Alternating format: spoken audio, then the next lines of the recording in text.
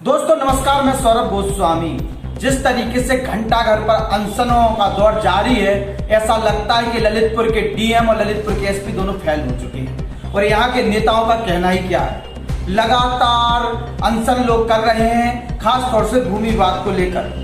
Police की मजबूरी है कि भूमि विवाद पर बिना राजस्व के अधिकारियों के बगैर वो कोई कार्रवाई नहीं कर सकते हैं। इसलिए लोग जो हैं न्याय की गुहार लगाने के लिए आला अधिकारियों के पास तो जाते हैं, लेकिन उनकी सुनी नहीं जाती है। और उसके बाद न्याय पाने की आस में वो घंटा घर पर अनशन करते हैं। बारिश का मौसम है, लगातार अनशन लोग कर रहे हैं भूमि विवाद की समस्याओं को लेकर। ललितपुर डीएम अन्नावी दिनेश कुमार आते ही कह रहे थे, या तो कह के मीडिया में भाई पाने के लिए सब कह रहे थे कि मेरे काल में राजस्व से जुड़े हुए मुद्दों को लेकर विशेष उसमें परिवर्तन देखने को मिलेगा और उसको निपटाने के लिए हर संभव प्रयास किया जाएगा।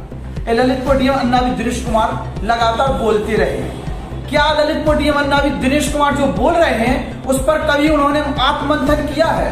कभी उन्होंने उसका मॉनिटरिंग किया है कि राजस्व से जुड़े हुए मुद्दे एक महीने में कितने आ रहे हैं और उनमें से कितनों का निस्तारण सही तरीके से हो रहा है?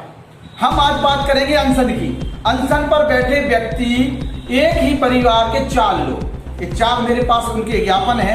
प्रार्थी के जमीन पर दबंग लोगों द्वारा कब्जा, नंबर 1। इसके बाद दूसरा है 40 नंग बकरियां निकल गई, चोरी हो गई, उस पर मुकदमा दर्ज नहीं हुआ है। इसका भूमि संबंधी विवाद। इसके बाद फिर एक और आया लेखपाल और अन्य लोगों की साठगांठ से भूमि पर कब्जा, ये विवाद।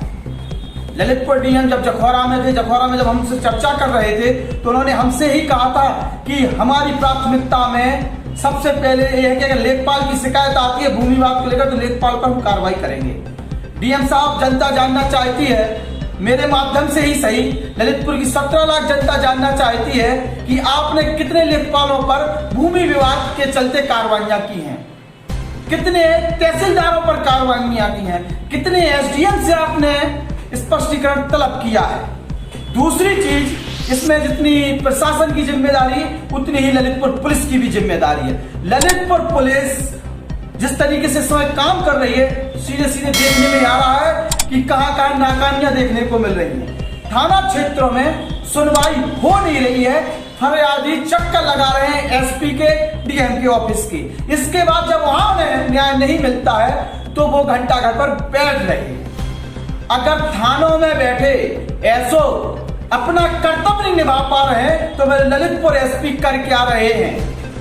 ललितपुर एसपी तत्काल रूप से उन्हें हटा के पुलिस लाइन में बैठा दें ताकि वो वहां पर घोड़ने का काम वो लोग करें, और जो अच्छे लोग लाइन में बैठे हैं एसओ, उन्हें वहां पर एसओ की जिम्मेदारी देकर जनता के लिए काम करने के लिए कहें। ईमानदार एसपी की छवि किस तरीके से धूमल हो रही है वो किसी छुपी हुई नहीं है। प्रमोद कुमार जी निहायत ईमानदार और अच्छे व्यक्ति हैं, लेकिन उनके अंदर में जो ब्यूरोक्रेसी है, कहेंगे जो पुलिस काम कर रही है, वो कहीं ना कहीं अब उनकी बात सुनती हुई नजर नहीं आ रही। खौफ नहीं रहा है, डर नहीं रहा है। क्या कारण है? क्यों फरियादी घंटा घर पर बैठने पर मजबूर है? चाहे डीएम हो चाहे एसपी हो, दोनों पर सवाल तो खड़े होते ही। अधिकांश लोग दोनों ही अपने अपने विधानसभा से हैं, चाहे सदर विधायक रामचंद्र कुशवाहा की बात करें, चाहे मंत्री जी के क्षेत्र की बात करें मेहरौनी की।